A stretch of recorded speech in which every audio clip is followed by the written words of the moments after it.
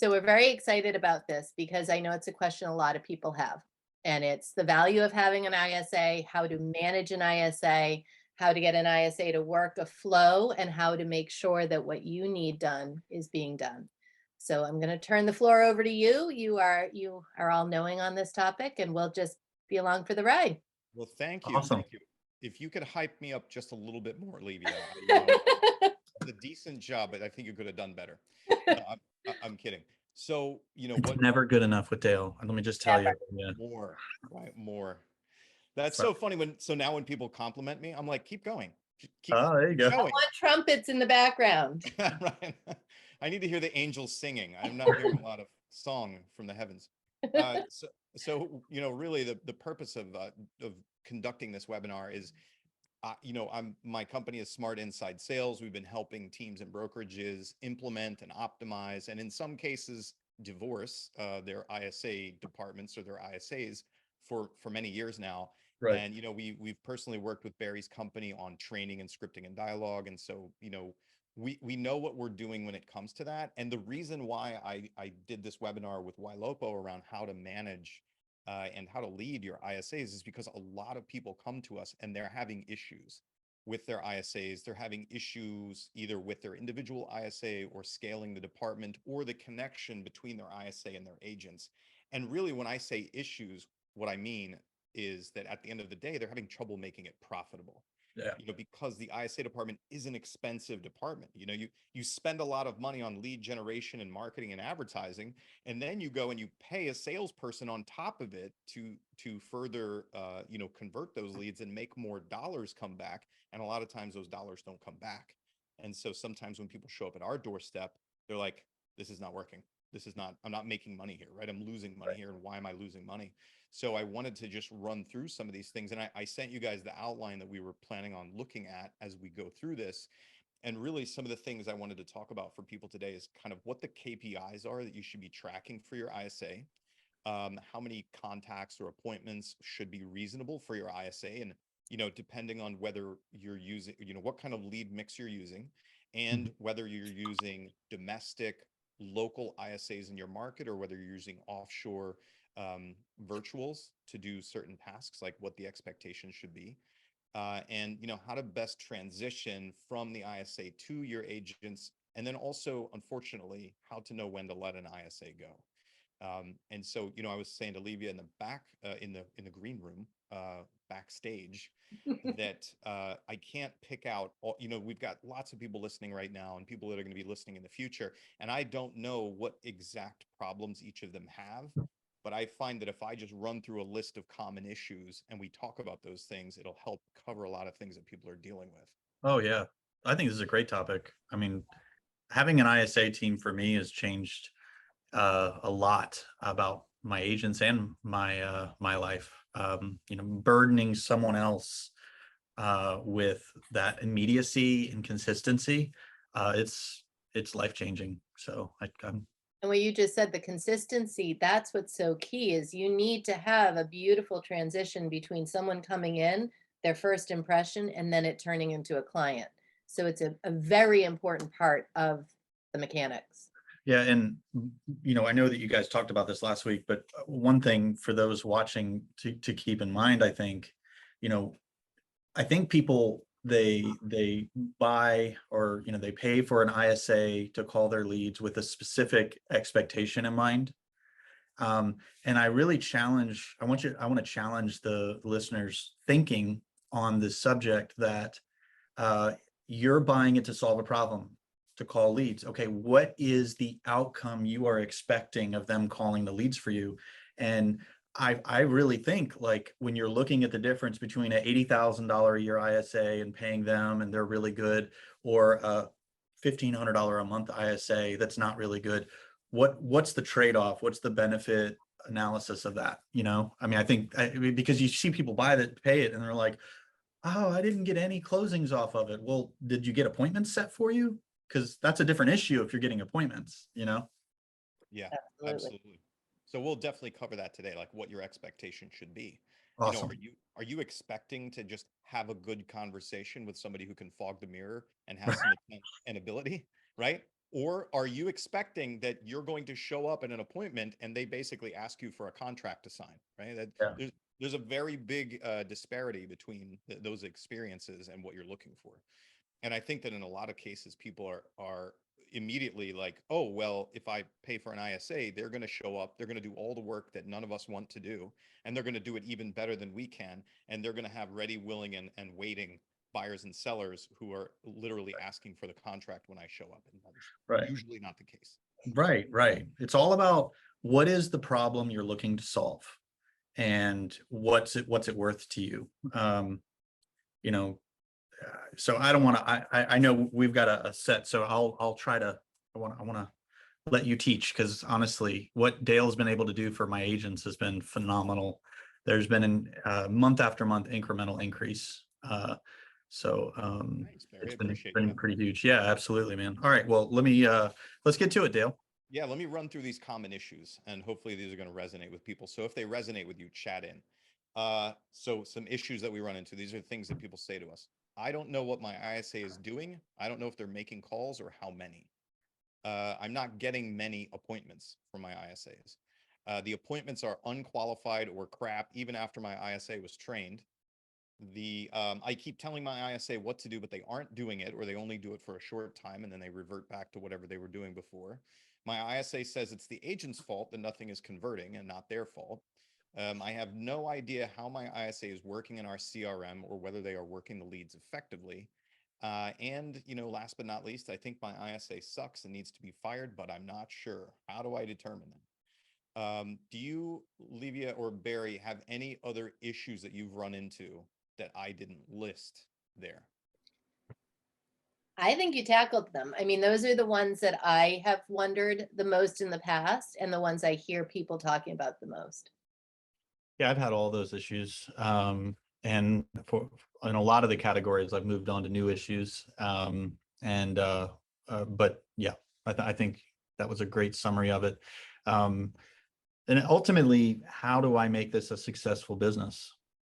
Yeah. Like, Got some good ones, Dale, too, that just came in. Yeah, I saw that from Sarah Maines. How should you focus your ISA? Do you recommend assigning an ISA to a specific agent? We have 4 agents and 2 ISAs. Okay, so here's what I want to do. And Sarah, I can definitely get around to your questions as well. I want to flow through this. So all those issues that I laid out that a lot of people run into really stem from some systemic things that are missing within your business. Those are the symptoms of you missing certain underlying planning as well as structure in your business. And so I just want to run through how you should be structuring your ISA, and hopefully it will resolve a bunch of those issues that people have. So the amazing. first one is having a time blocked schedule for your ISA. That's a big one. Yeah. In a lot of cases, people don't have that. Your ISA, whether they are virtual, offshore, or whether they are domestic, really only has a certain number of tasks that they have to accomplish, right? They're supposed to have a narrow window of things that they're supposed to be doing.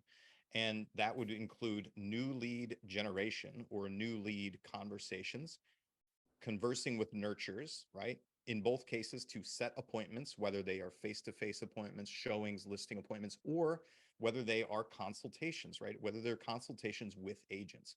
That's their primary focus. So that it needs to be 75% of what their activities are. And then they need to eat lunch and they need to do training, right? They need to come to meetings or do training. But outside of that, the only other thing they'll have is some administrative time where they need to be updating leads in the system, or they need to be chasing down an agent who didn't update them on the results of an appointment or a meeting, or where they need to try and reschedule an appointment for someone, depending on how you run those things. But having a time blocked schedule is really easy to do for an ISA, where you lay out, they're going to be making contacts actively with new leads, say 2 to 3 hours a day, minimum, even 4 hours a day per shift, right? So depending on how many hours they're working. So you've got your new lead generation and follow-up, and then you've got your nurture time, which I would say separate, right? Separate your new lead generation from your nurture follow-up. So guys here, do you do that, or do you do a different policy where it's just all lead generation together, whether it's new or nurture follow-up? I mean, for me, I have a call center calling new leads due to the urgency. And then after about 7 days, then my in-house, I have 5 in-house, and all they do is work priority alerts and work the database and stuff like that. I've struggled, and maybe you'll speak to this with, okay, you give the ISA 1,000 people to call today, but you also want them to stop what he's doing every time the phone rings, right? Like it's not just, to me, it's just not efficient. So that's why I split it up. Yeah, no, that makes sense. Yeah, we have the same setup where we have a call center that's calling new and they stay on them for 10 days. And then we have the agents are assigned to do the follow-up based on priorities, and the ISA is overseeing it. And if they're not, they're jumping in and tagging them and I'm a chasing. really big fan of putting the ISA in like almost like a management role in a way, in a matter of sorts. They're not like more important than the agents or anything, but you know, get them to where they can They're say to behind the the curtain. They see it all. yeah, it's like the agent misses the appointment. I want the ISA to be empowered to say, what's going on, you know? Yeah. So what we typically recommend in most situations is your ISA as well as your agents take brand new inquiries that come in, right? So basically your ISA essentially competes with the agents, not competes, but they are in line with those agents as well, right? Yeah, So that makes sense. typically find that to be the best case scenario where you keep your agents hungry. They want new leads that are coming in. The ISA also is there to back them up. But then that ISA will be the one who ultimately takes over making that contact if the agent doesn't do it within, say, 30 minutes of receiving that lead or something like that. So lead assignment, is it going to the agent and the ISA at the same time? First to claim. Yeah. First to So claim. first to claim, the ISAs are in line with the agents as well. So if the Really? agent- yeah. Do you so the- find that that makes the agents what's jump that, in? Megan? You froze like this. Am I back? Yeah, you're back. Okay. Do you find that and I'm annoyed again, Barry, because I'm actually hardwired now and it's my internet because Cape Cod. But anyway, but I was going to say, do you find that that makes the agent step back? Like if they know the ISA is there and going to jump in, do they just not do it? So this depends on team culture and how the company is run. Those who are hungry and want business will take those leads. Those who are not hungry will step back and just let it happen. Or even your top producers who are too busy won't take it. So it generally speaking, in my experience, tends to be the best case scenario where you know the whole name of the game is I want business going to the hungry mouth. And those people need to sit up front and they need to have their mouths open to try to catch the food, right? Like the baby Okay. birds. So I have a question, and please don't yell at me anymore. I'm just kidding. I like to keep you on your toes. All right. So who are we speaking to right now? When we're giving this advice, like, is it a individual agent looking to scale to more agents, or is it, a small team of 5 agents? Like what's your frame of reference here? I would say medium to large teams. Okay. So an individual, go ahead. What is medium versus large? I would say we're talking like 10 agents to 40 agents. Okay. So if an agent, if somebody is less than 10, let's say they have 5 or less, at some point, I'd love to be able to go back over what you've gone over and just make any, comments that you think might be relevant for them as well. Sure. Actually, let me revise that because even with 5 agents, I would still want the ISA in line. Like Yeah. you want your salespeople on the front line. The Yeah. best conversation that can be had is the initial conversation with a new lead. And in my experience, the best person to have that conversation is a highly skilled salesperson. Yeah. So can we get the first conversation with a highly skilled salesperson is the name of the game. If your ISAs are highly skilled salespeople as well, then put them up on the front line with your highly skilled agents. Have that conversation. It needs to be quick. They have to execute on getting in touch with that lead within the first 5 to 7 minutes of accepting that lead. And so if you have, even with a smaller team, if you're going to take a lead, if you're going to raise your hand and accept that person, you need to have that conversation within the first 5 to 7 minutes. And if you don't, then we're going to have to change. You may have to be taken out of the rotation for a period of time if you're accepting leads and not executing on the conversation. We can use lesser skilled salespeople, meaning those people who are not highly trained or experienced salespeople, we can use them later on in the process for all of that redundant follow-up, right? Right. For all of that, just making the dials, making the texts, making the outreaches to see if something pops up. But It's for that, interesting. yeah, for that first conversation, best case scenario is it's a highly trained or a Yeah. skilled salesperson. And my call center that calls right away, they're stateside. So, and I never really pieced together why I valued, other than the urgency and the workflow, but it makes a lot of sense. It's a really good conversation. So really, really, really insightful. Yep.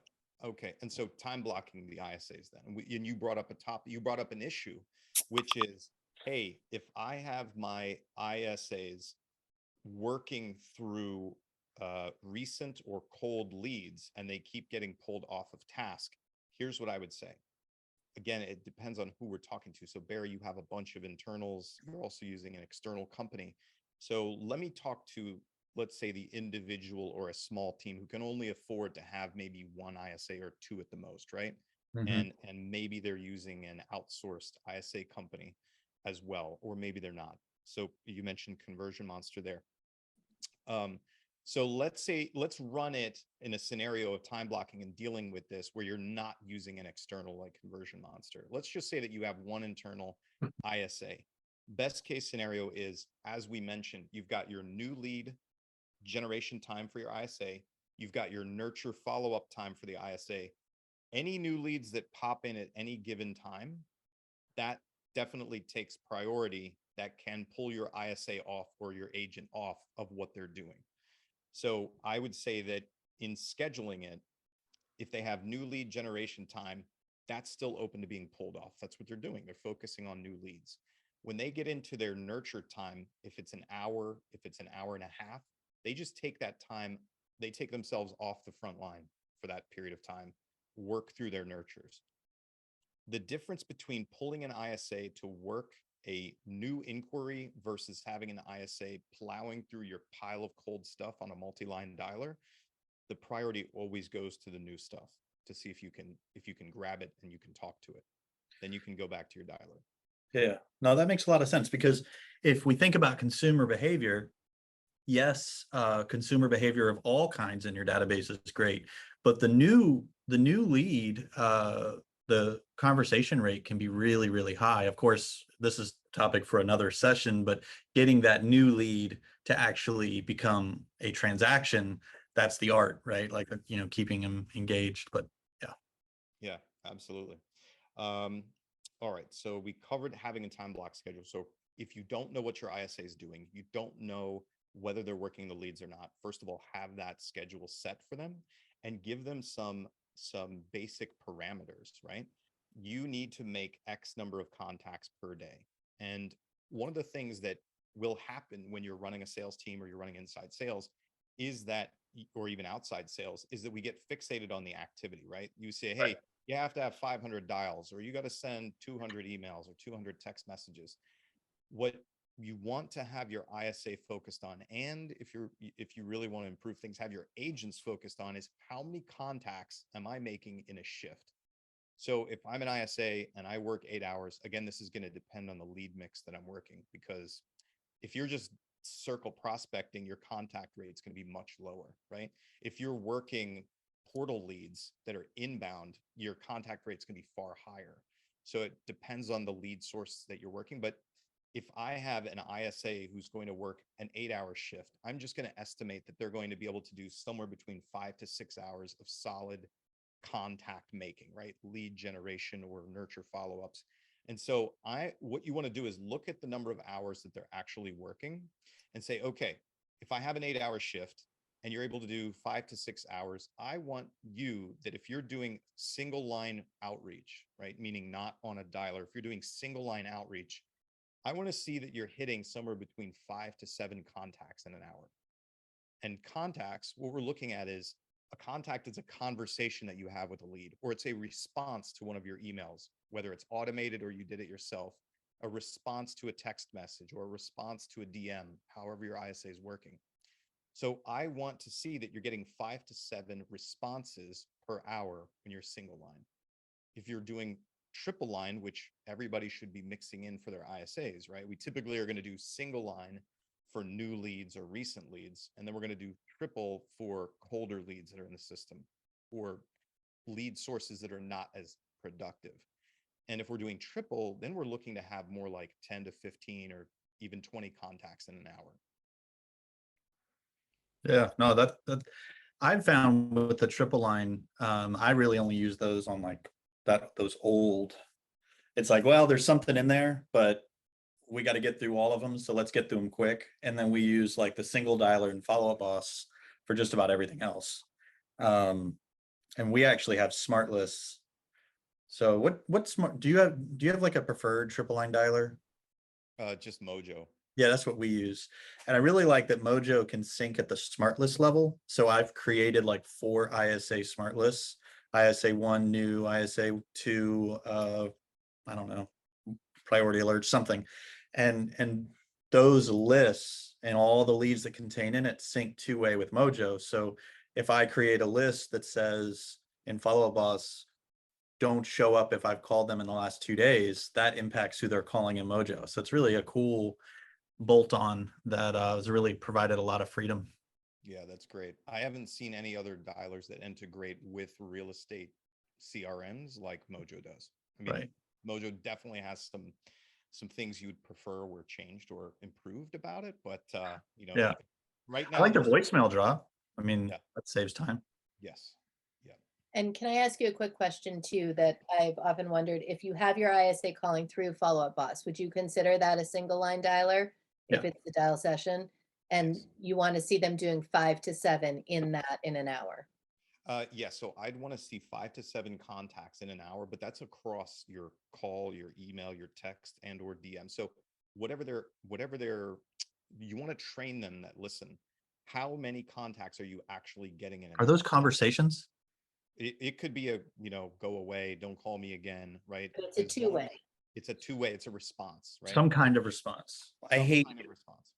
Yeah, I hate you. Okay, great. I'm going to count you. You count We for count this that hour. one. You're a contact. Yes. So here's the reason that we train and we run things that way is because it is not subjective, right? Right. Did you have a great conversation with somebody is very subjective. Mhm. It's totally objective. How many consumers did you interact with that we are not currently working with to sell real estate? And did you get 5 to 7 of those in the hour? Yeah. Here's the other thing that it does for those of you listening. When it comes to managing your ISA, when it comes to leading your ISA and helping to improve their performance, what can happen is you could potentially have an ISA who is spending too much time looking at the record of a lead, looking at what the lead looked at in terms of homes, because psychologically, there are people who have this need to know everything before they risk having a conversation with someone. What happens is they waste a lot of time doing the research rather than plowing through all the people that won't have a conversation with them to simply find the few that will. And so when you're looking at how many interactions are you making in an hour, it helps you to make them more efficient with their process and their time. That's awesome. Makes sense. Yeah.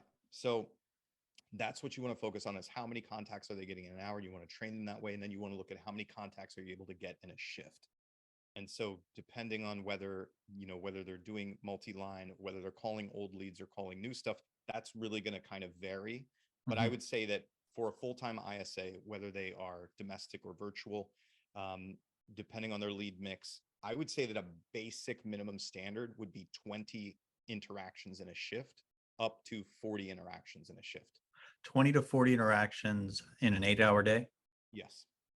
So that's guys, those of you like, this would be that like thing that if you just took that home would really help your business. 20 to 40 responses a day is their metric. And I don't want to steal your thunder, but I know for me, once I have conversations, I know what to do with them based on the results, like, and all that stuff, which is probably something you'll get into here soon. Yeah, we absolutely can. But just to reiterate what you said, Barry, is how we were reading I read several of those issues that people run into. I don't know what my ISA is doing. I'm not getting enough appointments. I don't know if they're working my leads or not. Knowing that if you don't know how many contacts or interactions your ISA makes on a daily basis, and you don't know on average how many they can make in an hour, then start there. That's going to fix a lot of your issues, because a lot of times what will happen is the ISA simply isn't making enough contacts. And if you Right. go to your ISA and you say, ISA, you're not making enough contacts on a daily basis, and they say, you're not giving me enough leads to talk to, or I've called this list 500 times and nobody is answering or responding to my text messages, that will help you get into the process of what they're doing and do they have the resources and the training. Because sometimes maybe the way that they're working their filters, they're hitting only a portion of the actual leads that you have, and things are getting missed. So when I work with clients, a lot of times we'll see that the ISA department isn't well structured, and they just keep sort of hitting the top, 20%, and they're not getting all the way to the bottom, or they're not getting all the contacts through. Meaning, like, if your process is contact a new lead every day for the first 7 days, what you'll find a lot of times in systems is if it's not being worked all the way through, they're only getting the first 2 days, 3 days, and then they fall off. And you've got this pool of people that the process isn't being pulled all the way through. Yeah, let me share my screen real quick. Oh, were you going to say something, Dale? I cut you off. Now go for it. I'll fill It's the just- space. Yeah.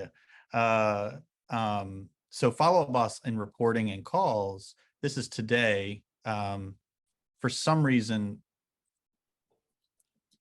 so right now the ISA group has spoken to 43 people as of this morning.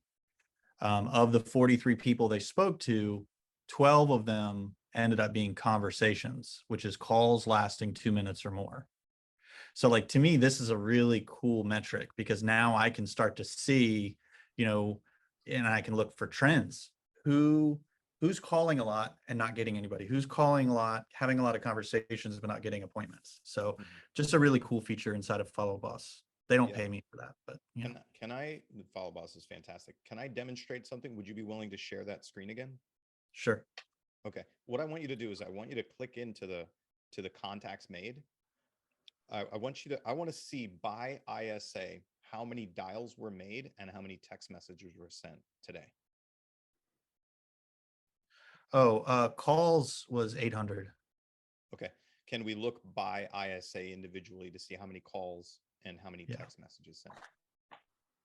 So let's see. What I want to illustrate here for everybody listening is that when you're looking into this kind of metric, this stuff, and when we're talking about KPIs that you want to be following, you will want to see that the number of text messages sent by your ISA is almost the same as the number of dials made. So there's two issues that you can fix by looking at that. One is that you'll have somebody who does a bunch of dials but doesn't send text messages, which is missing out on a huge opportunity because so many people interact via text.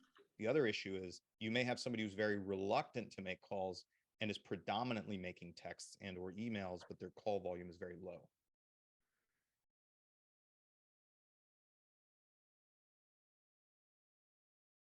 So this is today. 7 leads. How many texts? So this says no text. So I wonder if Raya doesn't show up in this. I don't know. I'll have to figure that out. Yep. What I would suggest is that when you're working single line, especially if you're working through Follow Boss for your ISA, you want to teach your ISA. This is best practices. Whenever you're going to reach out to a lead, you need to do it in 3 ways, right? If I'm going to try to reach Barry, I'm going to call him, I'm going to text him, and then I'm going to email him. I call it the crazy ex-girlfriend or crazy ex-boyfriend strategy, right? You're going to call, then text, then email. I'm going to try to get in touch with you. If you're not going to call, text, and email a lead, then don't waste your time, but do all 3 to try and get in touch with them. It's good. No, it's really good. Yeah. That will substantially increase the number of contacts that your ISAs make on an hourly basis. Right. Again, we're talking to people of different, teams of different sizes, individuals, different types of leads, outbound versus inbound, different qualities of lead types that you're going after. But universally, what I can say is that call responses or pickups are down, text messages are up, and emails are relatively consistent, right? So using all three methods is the best practices. I joke, like when I'm trying to get in touch with my wife, right? It's going to be a call and then a text and then maybe a DM, because I'm persistent, right? And I want to talk to her now. So Right. do the same thing with your leads and teach your ISAs to do the same things, not just one channel of communication. All right. Makes a lot of sense. Do you guys do that too? Yeah, I have a question on that I'm wondering is, do you find it more valuable for your ISA to text first or call first? Or does it not make a difference? So, you know what? It depends on market and it depends on the lead type and it depends on how they came in. So generally, I would say best practice is to try and reach out to the lead. If the lead inquires, right? If the lead reaches to us, go back to them initially with the way they reached to us.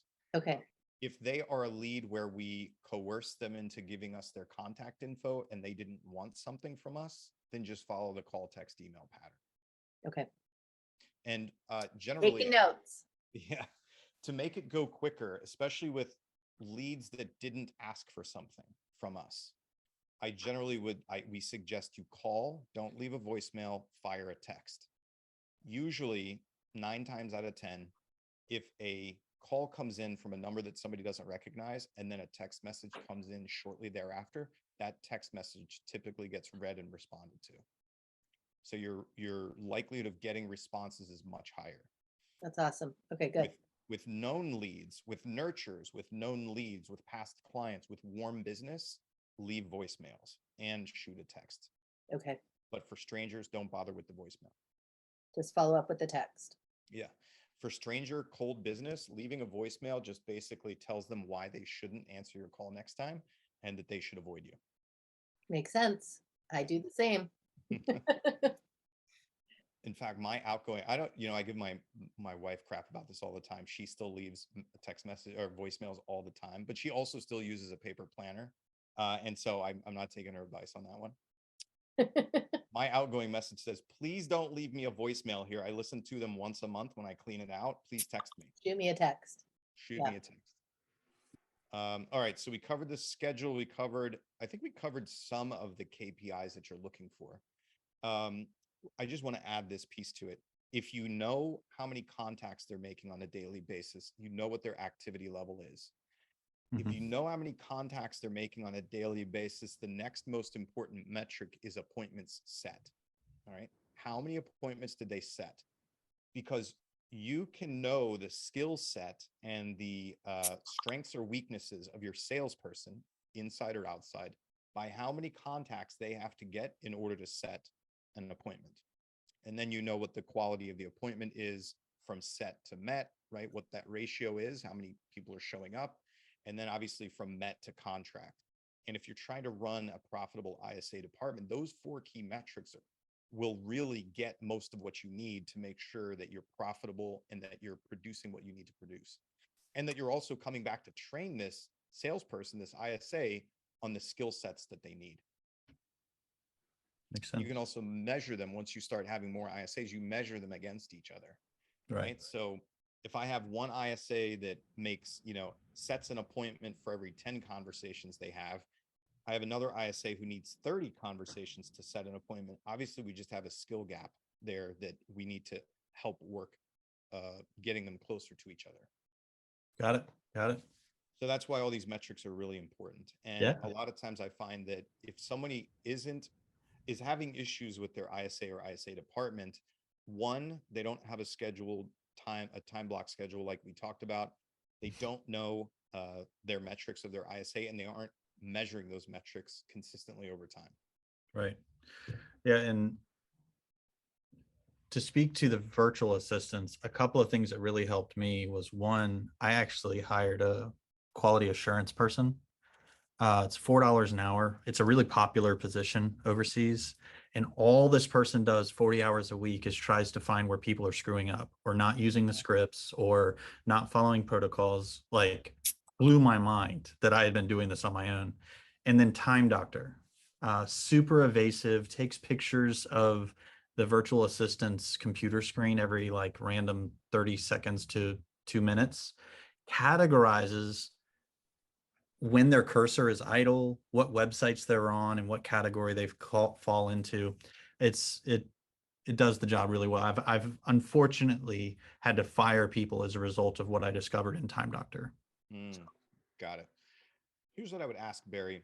For the people that you fired after reviewing Time Doctor, were they producing to a good, were they producing to a level where you were happy with their performance? Yes. And you fired them anyway? Yeah, because they were stealing. Oh, okay. Yeah. So, but they were really, really good, but they just screwed up. Or, with the other thing with virtual assistants, you got to factor in is there's client facing or lead facing VAs, and then there's behind the scenes. So all my programmers, my copywriters, my graphic designer that are all overseas that work for me, I have them work when I'm asleep because I want them creative and happy and engaging.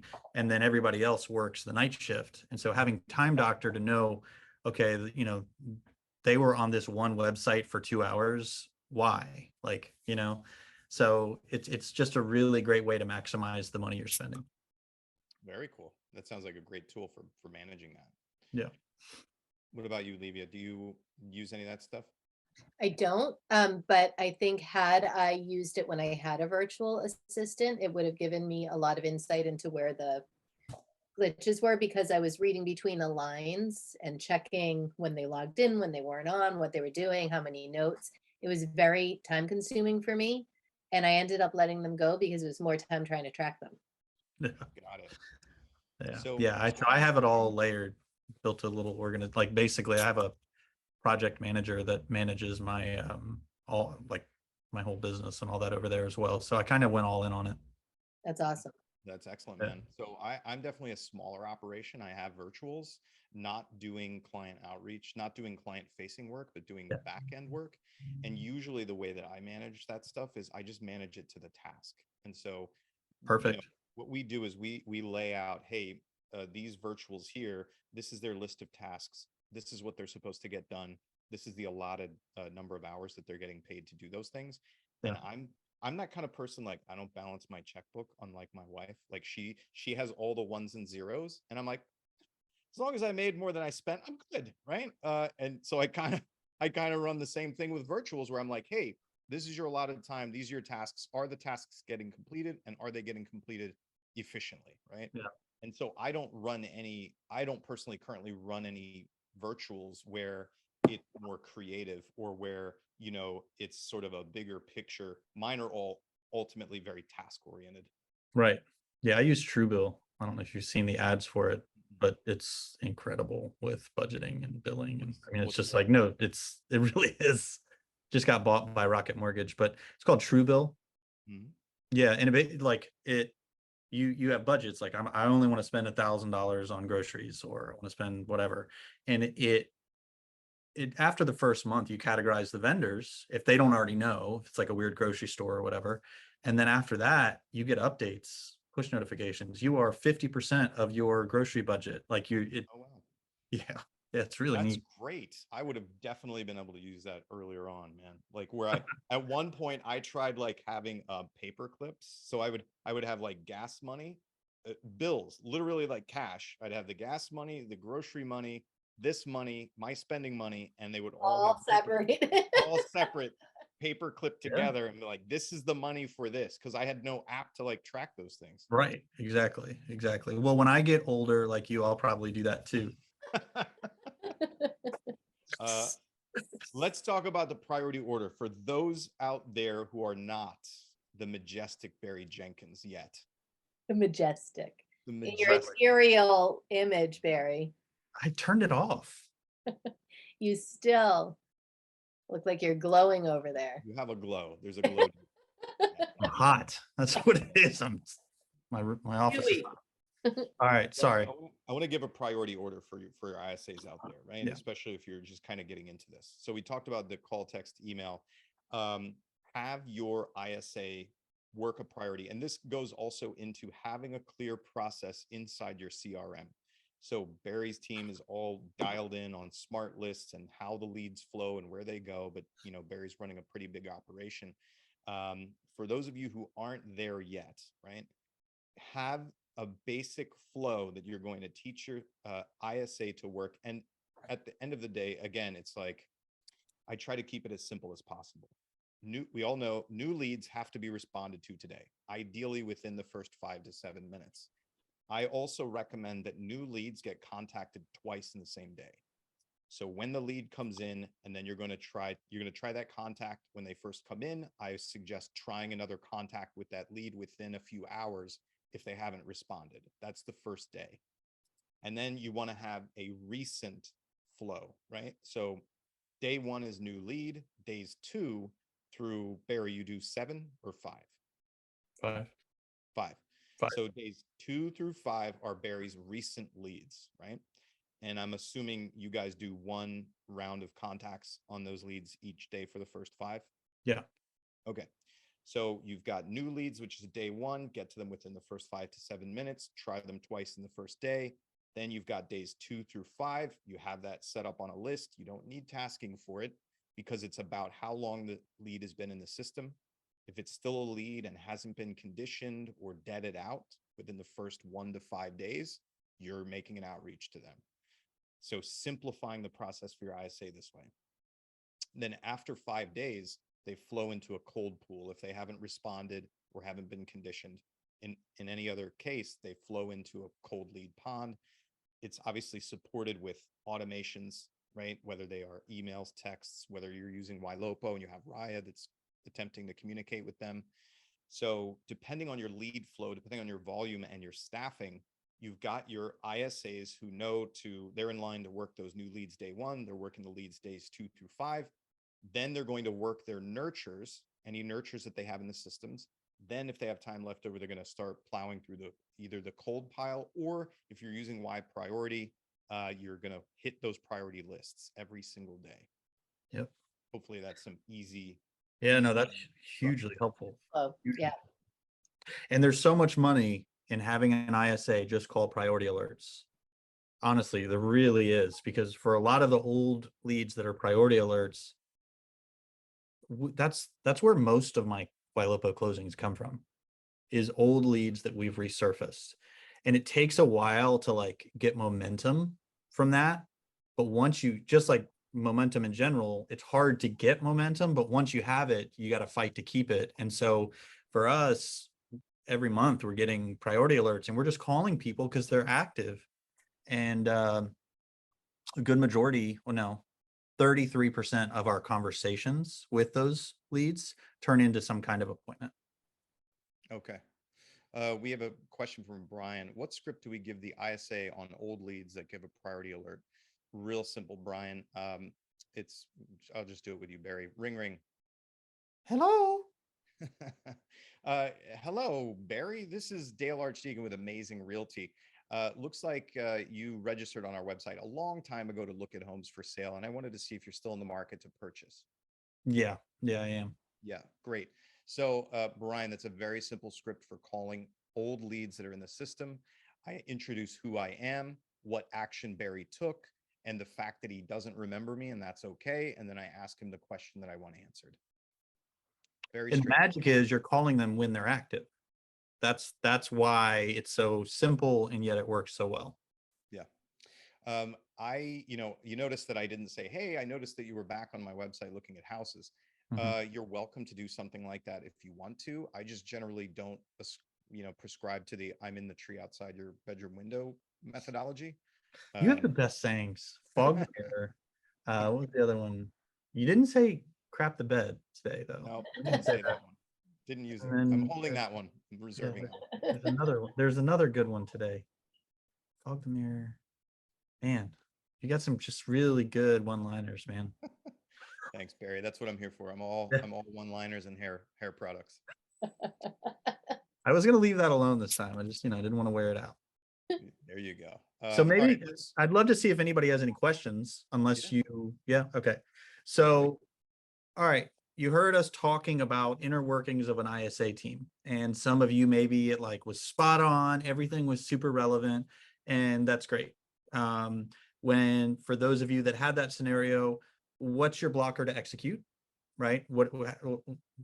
why aren't you going to do this? And maybe we can help you with that. And then the other one is you were listening and you were like, this is not relevant for me at all. Like, I don't have any ISAs. I don't have blah, blah, blah, blah.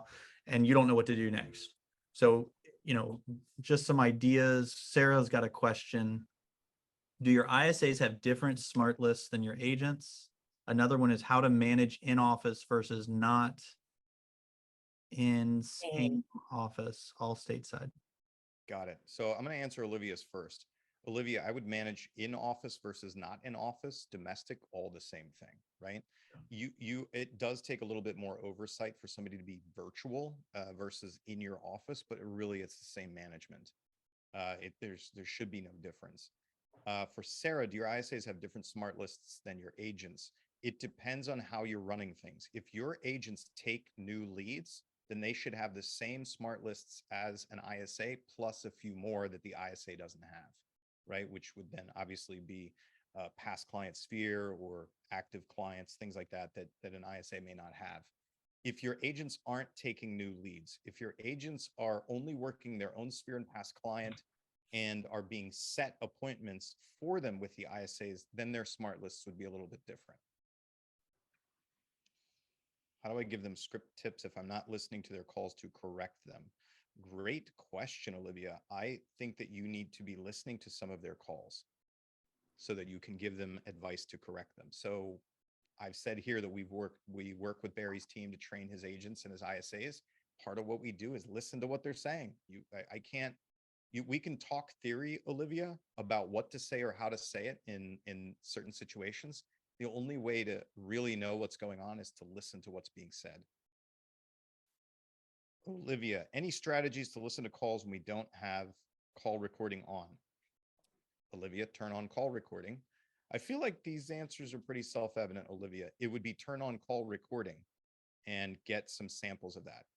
Olivia, if you are in a state that requires disclosure, no, Connecticut has a law we can't. That's not true. You can record in any state. It's just whether you have to disclose or not that they're being recorded. And that's super simple. Listen to the script, Olivia. Ring, ring, Barry. Hello. Hello, Barry. This is Dale Archdekin from Amazing Realty on a recorded line. How are you?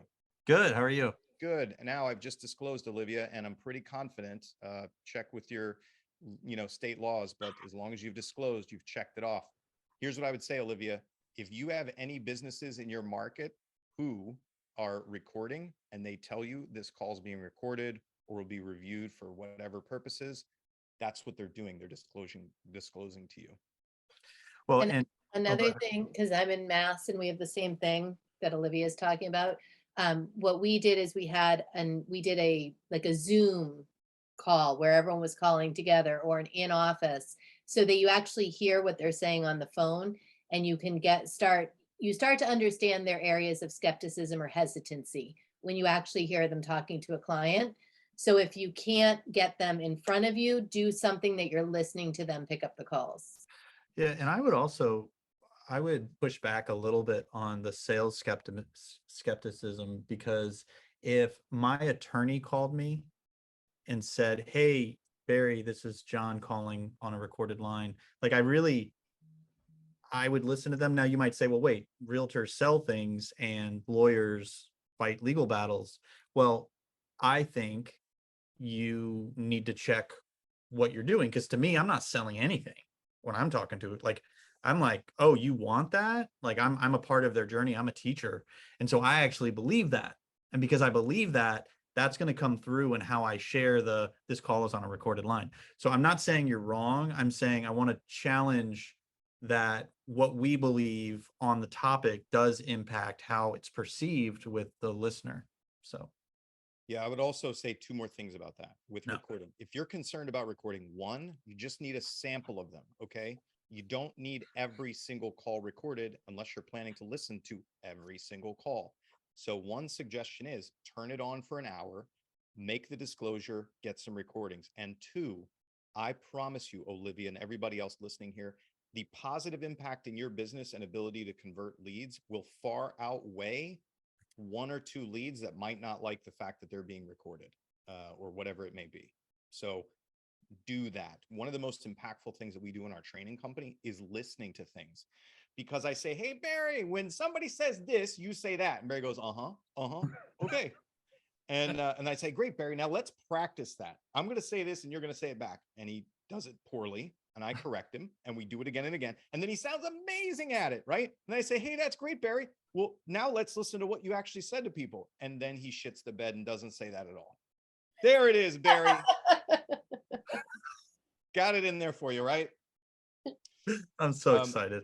So listen, get those recordings, man. I promise you, every other business that operates in your market, corporations that operate in your market are recording their calls. They're announcing it to people. It's not any different. Everybody's used to that stuff. Yeah. I got a laughing face from that. Mark Pollack, how do you manage the information handoff from ISA to agent when they set an appointment?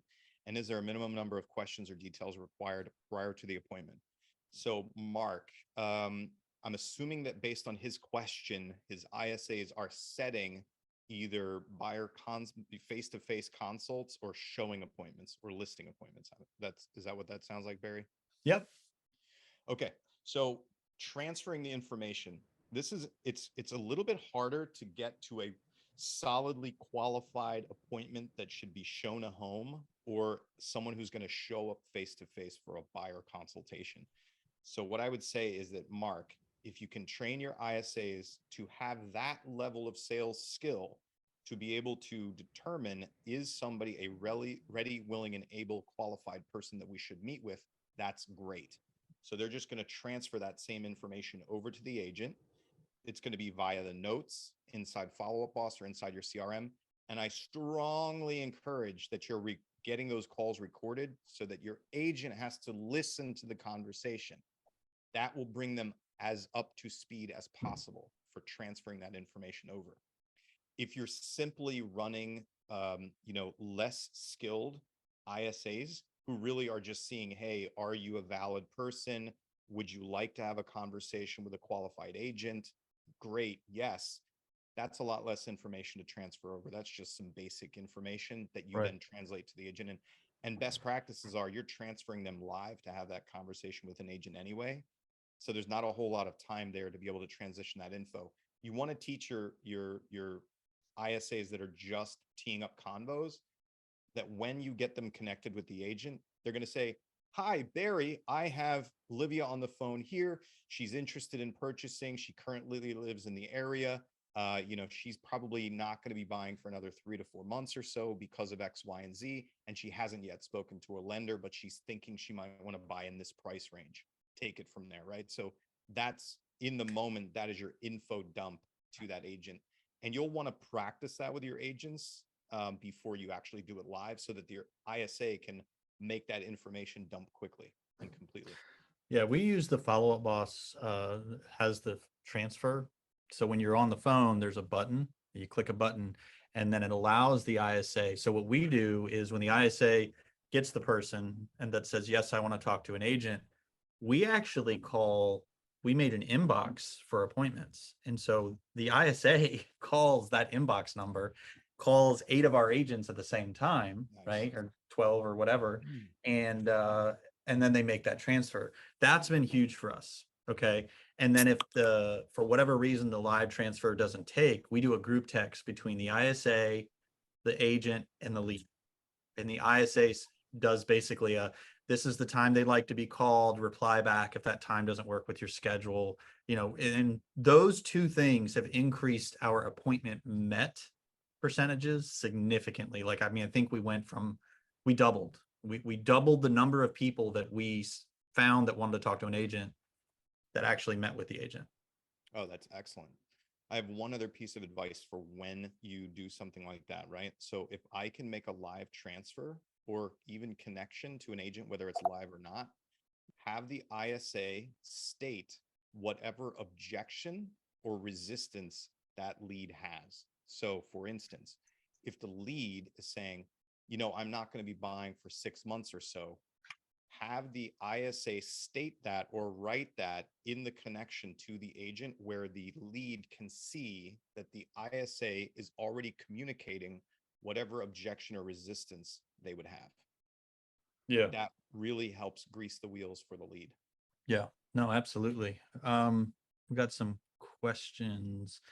Did the appointment met rate double because of the quick handoff or because the agents have the power to accept their own leads? Well, I mean, I think both, really. I mean, anything that connects the lead to the agent is a huge win. The problem I have found with agents taking the baton from the ISA is that the agent treats the appointment like a past client or referral. Like they're just like, hey, how's it going?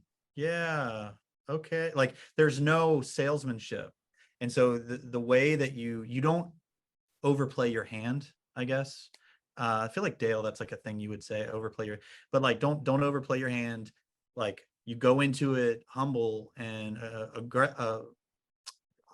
aggressive but respectful, and you'll get more of those appointments. And Yeah, I would say don't, in that, if I were to put it that way, I'd say don't, if you're receiving a handoff from an ISA, if it's an informational conversation or if it's a consultation, then take the lead and have some kind of process that you're going to take that lead through. So the lead isn't wondering what we're going to talk about or why, or what's going to happen. Right.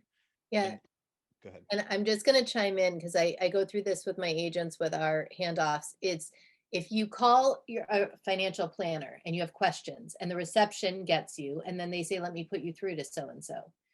You expect that person to introduce themselves, to have a voice of authority, and to be ready for a conversation because you've given a basic amount of info. If they answer it like, hey, Barry, what's up? Who are you? And do I trust you to advise me in a process? And if they answer it too salesy, like, what would you like to, no, it has to be you are the advisor and you've just been connected. You are the voice of authority, but you're there to serve. Yeah. And I have something that we teach. I'll just throw this in there. A lot of times when you want to solidify or improve your appointment show rate, you'll ask things like, so Olivia, what's the one most important question you want to get answered when you speak to so-and-so? So if you can implement that with your VAs or ISAs, That's huge. let's say, hey, Olivia, would you like to speak with my area specialist in that neighborhood to get any questions that you have answered? And you say, yes. I say, fantastic. Listen, I want to make sure that I prepare them. What's the most important thing you'd like to ask them when I connect you guys, right? Then if I have the ability, I can tell that agent what the most important thing is so that they can immediately address it. It's a continuous handoff. That's awesome. That's huge. Yeah. The other thing is when somebody says what they want to know, they speak their commitment, right? Versus me just, sort of railroading you into a conversation. Yeah, we actually have another question on what technology, where is it? Oh yeah, Coulter's, is that system where the ISA calls a number and it rings your agent team available outside of Follow-Up Boss. So if you have Chime, what you have to do is you have to get Follow-Up Boss. I'm just kidding. Call Action does call broadcasting. Let's see, what else does it? So I use Callingly, actually, is cool. Callingly is a really cool lead distribution product that allows you to prioritize, like call these 3 agents first. If none of them answer after 2 rings, call these 3 agents second. You can turn them on and off, like when they get their calls and stuff. I think it's like $50 a month, and it integrates with a lot of different services. So that might work too. Excellent. So I'm done.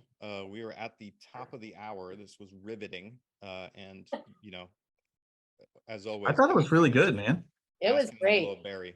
I have pages of notes, guys. It was great. They only have me around to like see what kind of ridiculous thing I'm going to do next. No, but look, it looks like the folks are getting a lot out of it. Very insightful. Thank you. Yeah, just a really huge subject that I'm excited that people were able to gather stuff from. So great job, Dale. Yeah, and the metrics, I think, are my main takeaway. And then that ease of transition, giving the agent something to lead the conversation with so they're an advisor. Those are like circled on my notes. Yeah, it's always great when we can get a few of those. And I've got some as well. I got to go back to actually, full disclosure, during this meeting, messaging my QA person like, They're already getting reports to me. So thank you for that. That's great. You and I both, Barry. I was over here going, wait a second, screenshot, screenshot. This is what people do when they execute at a high level. I'm learning, I'm executing, I'm learning, I'm executing. That's so Anyway. funny. They're probably like, I oh love no, it. Barry's on another webinar. That's what's Yeah, going pretty on. much. Man, at the summit, like I'm making all kinds of changes, because I'm learning stuff and, anyway. That's excellent. All right. Thanks for Have a having me, great guys. rest of your day. Always fun. Have a good day. All right. Bye. Bye.